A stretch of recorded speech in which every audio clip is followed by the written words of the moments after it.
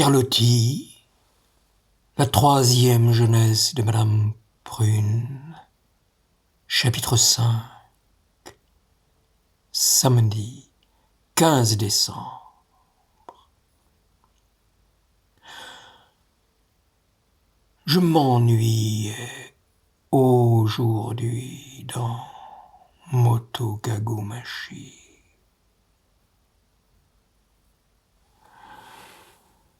Qui est la rue élégante et un peu modernisée de la ville. La rue où quelques boutiques cessaient à avoir des glaces, des étalages à l'européenne. Je m'ennuyais. Et l'idée m'est venue, pour me distraire, de recourir aux geishas, comme nous faisions jadis. Des geishas, pour sûr. Il devait y en avoir encore, bien que, au Japon, tout s'en aille.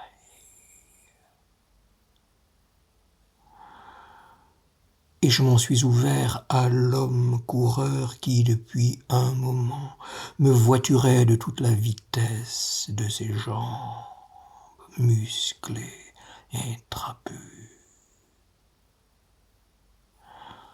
« Monsieur, m'a-t-il répondu, je vais vous conduire dans une de nos maisons de thé les plus élégantes, qui s'appelle la maison de la grue, et l'on s'empressera de contenter votre caprice. » Je prie que l'on ne s'y trompe pas. Dans cette appellation, le mot grue, ou tsuru, ne désigne qu'un oiseau.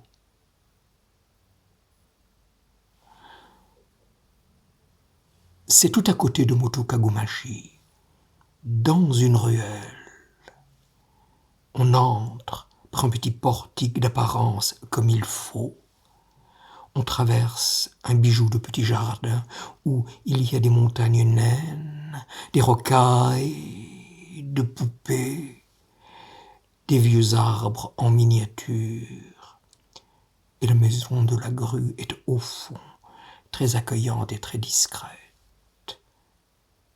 Comme les Européens n'y fréquentent guère, elle a conservé sa minutieuse propreté japonaise. Je me déchausse en entrant. Les deux servantes, à mon aspect, tombent à quatre pattes, le nez contre le plancher suivant la pure étiquette d'autrefois que je croyais perdue. Au premier étage, dans une grande pièce blanche qui est vide et sonore, on m'installe par terre, sur des coussins de velours noir, et on se prosterne à nouveau pour attendre mes ordres. Voilà. Je désire louer pour une heure une geisha, c'est-à-dire une musicienne, et une maiko, c'est-à-dire une danseuse. C'est très bien. On va prévenir deux de ces dames qui habitent le quartier et travaillent d'ordinaire pour la maison. En attendant qu'elles viennent, la dînette obligatoire m'est apportée avec 1000 grâces sur des amours de petits plateaux. Décidément, il existe encore mon Japon de jadis, celui du temps de Chrysanthème et du temps de ma jeunesse. Je reconnais tout cela, les tasses minuscules,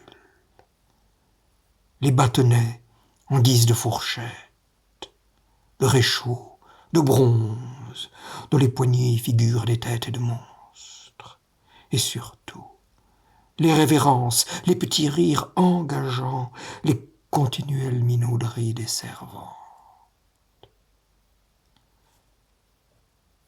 Mais j'avais connu ces choses à la splendeur de l'été. Oh, je les retrouve en décembre. Et l'hiver de l'année, peut-être aussi l'hiver de ma vie, me rendent leur mièvrerie par trop triste, intolérablement triste. Qu'on se dépêche de m'amener ces dames. Je gèle et je m'ennuie, là, tout seul, pieds nus sur ces nattes blanches. Un petit vent rafraîchi à la neige passe en gémissant entre les panneaux de papier qui servent de muraille, à part ma dinette posée à terre et mes coussins de velours noir. Rien dans cette vaste chambre, rien qu'un frêle bouquet, là-bas, dans un vase, sur un trépied de lac. Un bouquet d'un goût exquis, j'en conviens. Mais c'est égal. Cette nudité absolue et pour me geler davantage encore. J'ai froid. Froid jusqu'à l'âme. Je me sens ridicule et pitoyable, accroupi au milieu de la solitude qu'est cette chambre. Vite, qu'on m'amène ces dames, ou je m'en vais. Patience, monsieur, me dit-on avec mignardise. Patience. On lisse leur chignon, elles se parent. Pour me donner le change sur la lenteur de cette toilette, on m'apporte un par un divers accessoires. D'abord, la guitare à long manche, enveloppée d'une housse en crépon rouge, et la spatule d'ivoire pour en gratter les cordes. Ensuite, un coffre léger, en lac, il va sans dire, contenant les masques variés de la danseuse, ses fleurs en papier de riz, ses banderoles de soie, tout son petit bagage de saltimbanque raffiné, exotique, extra lointaine. Enfin, des froufrous dans l'escalier, des rires d'enfants, des pas légers qui montent. Les voilà, monsieur, les voilà. Il était temps. J'allais me lever pour partir. Entre d'abord une frêle créature, un diminutif de jeune fille, en longue robe de crépon gris souris, avec une ceinture rose, fleur de péché, nouée par derrière, et dont les coques ressemblent aux ailes d'un papillon géant qui se serait posé là. C'est mademoiselle Matsuko, la musicienne, qui se prosterne. Le hasard m'a bien servi, car elle est fine et jolie. Ensuite, paraît le plus étrange petit être que j'ai jamais vu dans mes courses par le monde. Moitié poupée et moitié chat. Une de ces figures du premier coup, de celles-là qui se gravent, par l'excès même de leur bizarrerie, et que l'on n'oublie plus. Elle s'avance, en souriant du coin de ses yeux bridés, sa tête grosse comme le poing, se dresse, invraisemblable, sur un cou d'enfant, un cou trop long et trop mince, et son petit corps de rien se perd dans les plis d'une robe extravagante, à grands ramages,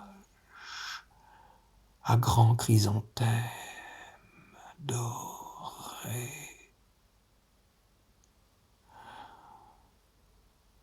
C'est Mademoiselle Pluie d'avril, la danseuse, qui se prosterne aussi.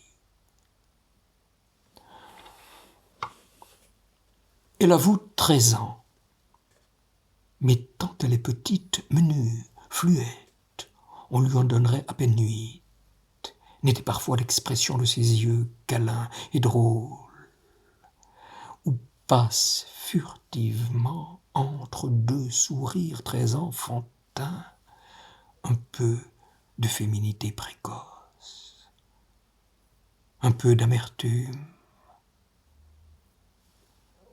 telle qu'elle, délicieuse à regarder dans ses falbalades extrêmes Asie, déroutante,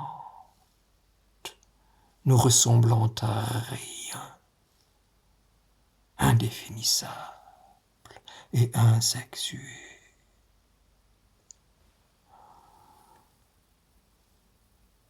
Je ne m'ennuie plus.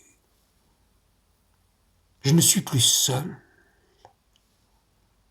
J'ai rencontré le jouet que j'avais peut-être vaguement désiré toute ma vie. Un petit chat qui parle. Avant que la représentation commence, je dois faire les honneurs de ma dînette à mes impayables petites invitées. Donc, sachant depuis longtemps les belles manières nippones, je lave moi-même, dans un bol d'eau chaude, apporté à cet usage, la tasse en miniature où j'ai bu. J'y verse quelques gouttes de saki et les offre successivement aux deux moussemets. Elles font mine de boire, je fais mine de vider la coupe après elles, et nous échangeons de cérémonieuses révérences. L'étiquette est sauve. Maintenant la guitare prélude. Le petit chat s'est levé, dans les plis de sa robe mirifique. Du fond de sa boîte de lac, il retire des masques, se choisit une figure qu'il ne montre pas, l'attache sur son minois comique en me tournant le dos et brusquement se refait voir. Oh, quelle surprise! Où est-il, mon petit chat? Il est devenu une grosse bonne femme à l'air si étonné, si naïf et si bête que l'on ne se tient pas d'éclater de rire. Et il danse avec une bêtise voulue qui est maintenant du grand art. Nouvelle volte-face, nouveau plongeon dans la boîte à malice, choix d'un nouveau masque attaché prestement et réapparition à faire frémir. Maintenant, c'est une vieille goule, un teint de cadavre avec des yeux à la fois dévorants et morts, dont l'expression est insoutenable. Cela danse tout courbé, comme en rampant. Cela conserve des bras de fillette qui tout le temps fauche dans l'air de grandes manches qui s'agitent comme des ailes de chauve-souris, et la guitare, sur des notes graves, gémit en trémolo sinistre.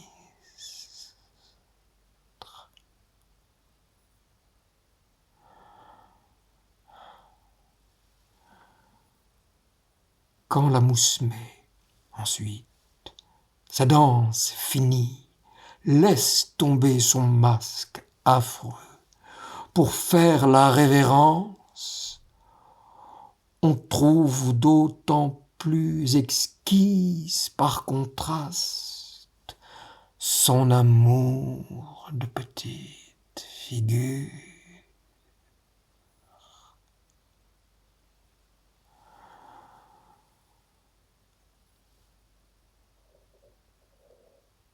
C'est la première fois qu'au Japon, je suis sous le charme.